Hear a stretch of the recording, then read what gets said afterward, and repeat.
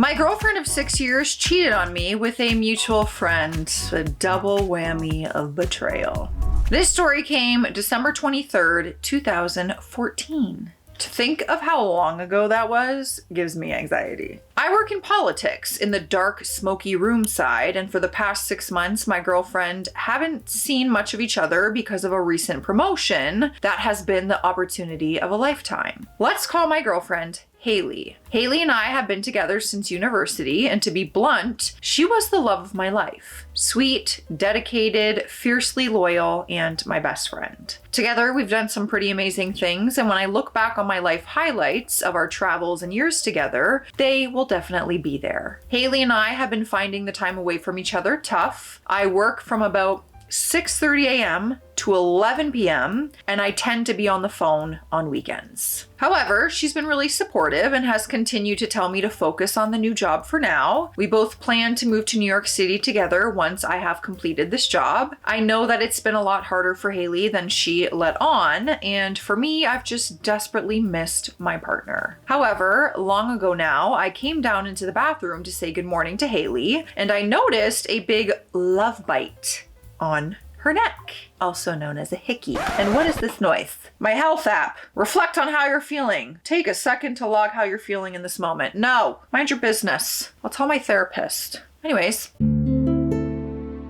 Which she had been hiding under her big jumpers. I confronted her about this as I hadn't been able to touch her in weeks after contracting scabies in Africa. I knew that it couldn't have been from me. This all happened so fast, I barely remember anything that was said. I just remember the feeling that my stomach was suddenly lined with lead. She told me it was an allergic reaction of all things, but after pressing, it became clear that she was hiding something, and then it quickly became clear that we both knew exactly what had happened. Turns out she had cheated with a mutual friend that she secretly met up with. She says that she went to him for advice about our relationship and ended up seeking affection from him. She told me and obviously begged for another chance, and then asked me to marry her, and then eventually left in a taxi to her friend's house with her bags that I had packed for her. The house is all mine. We're not married, so nothing legal to worry about there. After she left, I calmly got everything ready for work, made my packed lunch, ironed my shirt, and then just lost it and sat down with some whiskey and some smokes and wallowed in self-pity for the night. This has been my nightly routine for the last week. I've had a history of depression, so whilst this has hit me unbelievably hard, the numbness and feelings of emptiness ultimately make it easier to get things done. I'm not a crying wreck, I'm just kind of done. Over the next few days, I kept silent and didn't respond to any of the 90 missed calls. Eventually, I rang her and I told her we're over. I forgave her and I dropped all of her things at her friend's house while Haley was out at work. The thing is, I don't hate her for this. I understand how she was feeling, and I know my job got in the way of what was a very close and spontaneous relationship. We became different people. I can forgive her, but we have to be over because I will never trust her again, and I can't have her in my life anymore. Especially not when it's not even a good idea for me to have a partner while my life is like this. While I forgive her, it doesn't mean I can ever love her like I did. The next few days kind of led to a few impulse decisions. I went straight to my boss, who is also one of my best friends, who, bless him, offered to give up all his annual leave, so I could sort myself out. What an angel! We love him. I don't know him. He could be terrible.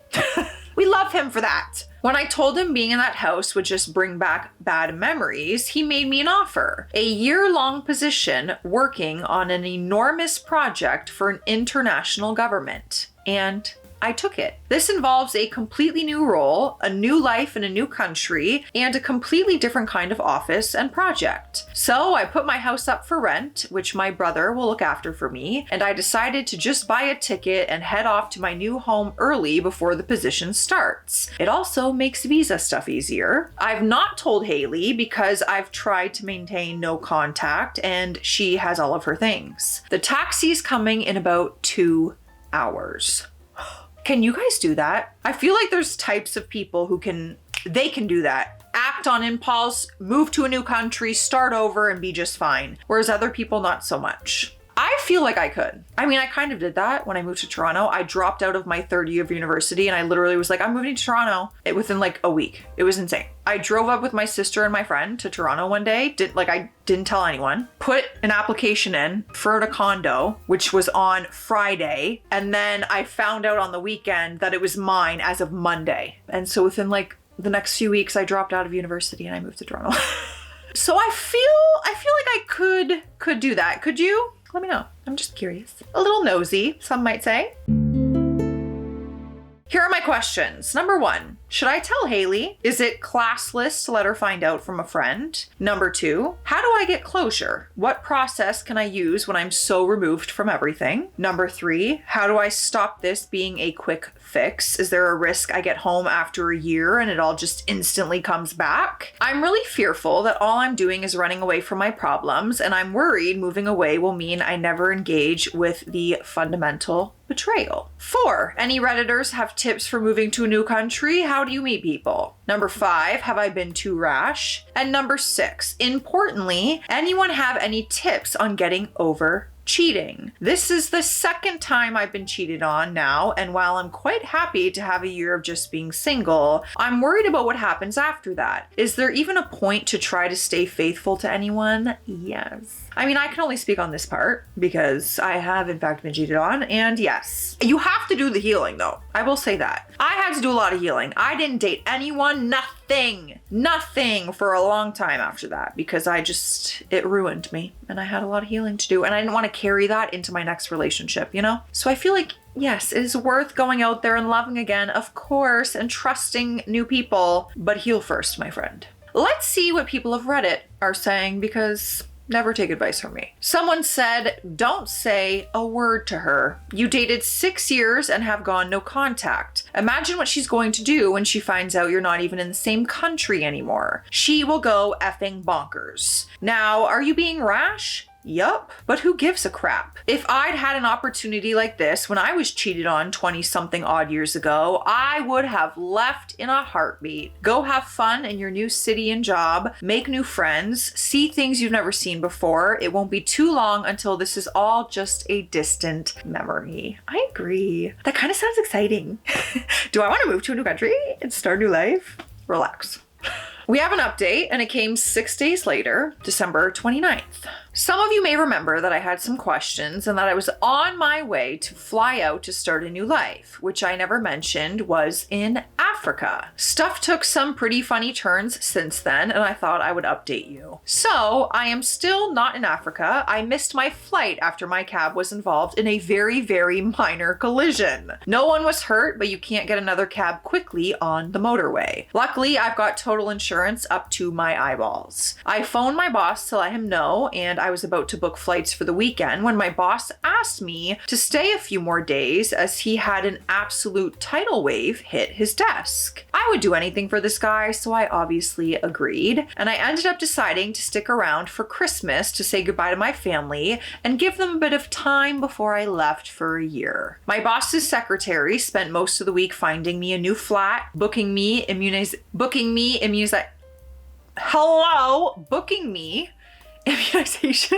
I can't speak, and generally sorting out my life to say thank you, which was so really nice.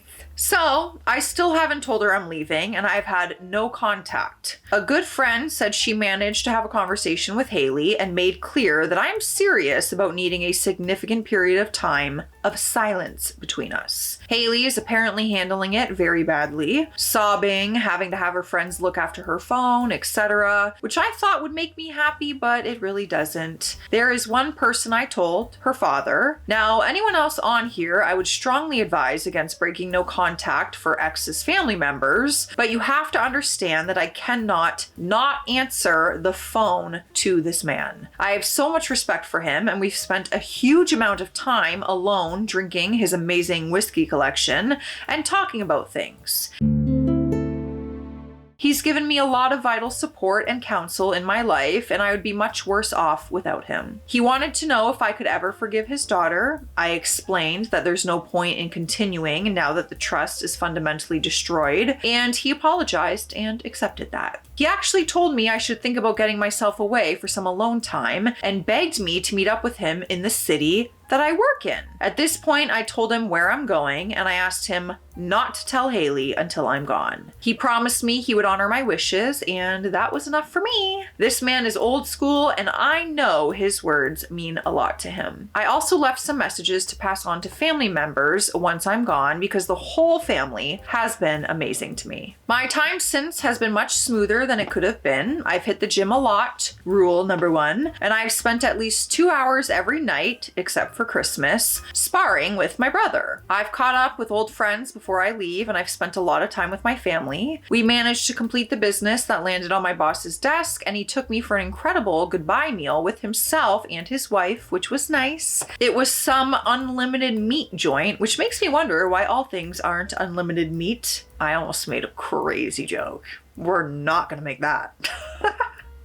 Anyways, my own mood has been promising. For a few days, there was a concerning intensity of numbness, but keeping myself busy really helped me feel normal again. I can't stress enough to everyone out there how important it is to get up and do stuff rather than wallowing. Changing your whole mindset and making everything so much easier. In terms of other plans, I've already signed up to a Thai gym out there, and I managed to find an old training partner who's working in the same city, so I have organized a meet. My plan is to just treat this a bit like a year out at university. Work hard, yeah, but I'm going to get as much out of the experience as I can. I plan to blow all the money I was saving for Haley's birthday holiday. You guys, the giveaway Galentine's Day box, oh no, there's a chocolate in there, that's why, is officially all boxed up. I used so much bubble wrap and stuff for the glasses because I don't want them to break along the way. And I'm going to be shipping it off in the next few days to Emily.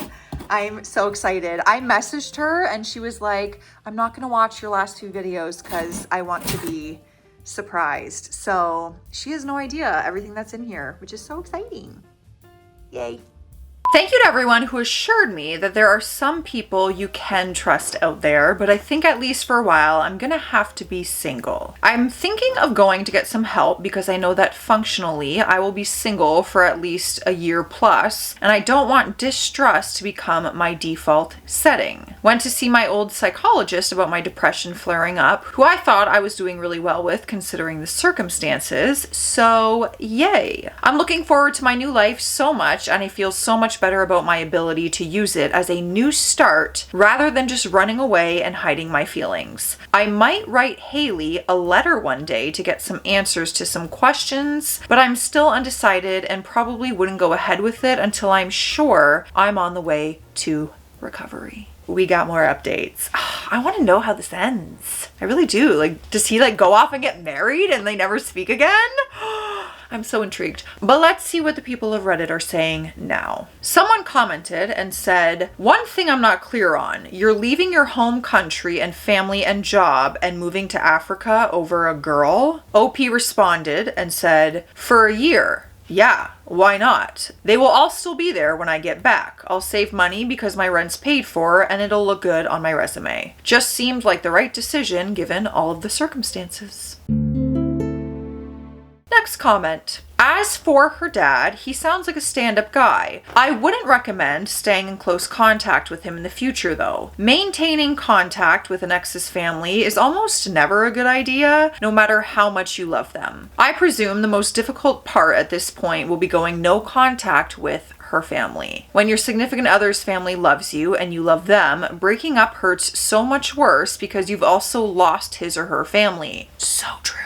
Bruh. You're breaking up with their family sometimes. I swear I miss my ex's family more than I miss my ex's. Like, you ever had that happen after a breakup and you're like, I just miss their family. You know, that's all I miss. But it's important that you try to seize and limit contact in order to fully move on, and so your future girlfriend doesn't have to deal with all those untied strings. OP responded and said, I've actually already said my goodbyes to him and his family. I said goodbye to the dad over the phone, and that is why I left the other members goodbye messages. I made clear that I was losing them too, and I apologized for what I had to do, like cutting them out. I just asked them to be there for her. Now we're getting to the next update, which was 4.5 months later, May 12th, 2015. 15. I'm back in the UK for a few weeks visiting some old friends and family and my old boss, and I thought I would write an update. Firstly, Africa is the most incredible continent in the world. The new job is incredible, getting some crazy experience,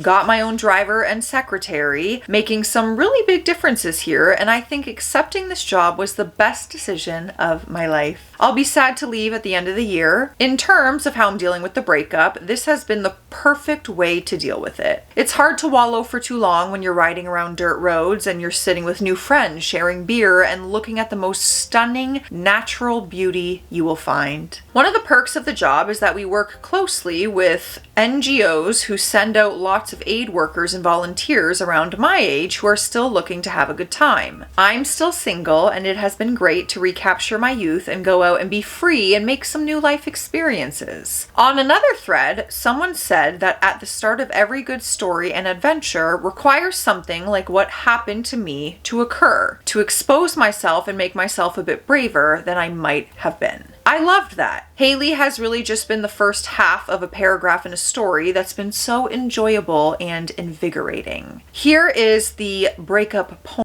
that I had to update you all on. This is proof that no matter how bad it is now, things can change, and once you heal, the dynamics of power can fundamentally shift in an instant. I've maintained no contact with Haley. I have been updated by some friends that after she found out I left, she asked all of my friends if they knew my African number. She is blocked from all email, social media, my phone number, and has been living with her parents for months now, having decided to spend some time on her own. Bear in mind, I've not seen her since this all kicked off or spoken to her. When I landed in London a few days ago, guess who was waiting for me in arrivals? Apart from my mom, of course. Haley! Haley! Comes from nowhere and kind of looks at me and starts crying. I was kind of speechless, to be honest. Haley had seen the flight details I had posted on the wall of a mutual friend and had taken a 4-hour train down to London to ask me to take her back. Bear in mind, this entire time, my mum is hovering in the background. I told Haley nothing had changed, thanked her for coming. I was genuinely touched by whatever this display was, and I gave her some money to take a cab home, partly because she was a wreck and partly to make myself feel superior. At this point, it really struck me how everything had changed. I definitely still have some feelings for Haley, but they are couched much more reflectively. I felt extreme pity for her at that moment, and I don't think I've ever felt so sure that being on my own is what's best for me. That's crazy. Your mom must have been staying there like what's gonna happen? I would have loved to be a fly on the wall in that airport. Anyways, let's see what people are saying now, because we love the opinions of Reddit sometimes. Someone said, poor Haley, life isn't a Richard Curtis film. Glad you're on top of things. What did your mom say? That's what I want to know, because she was probably like, what's gonna happen? My mom was always a big Haley fan, so sort of took herself off to a coffee shop for 15 minutes. Her first words to me were actually, your ex-girlfriend gets a hello before your mom?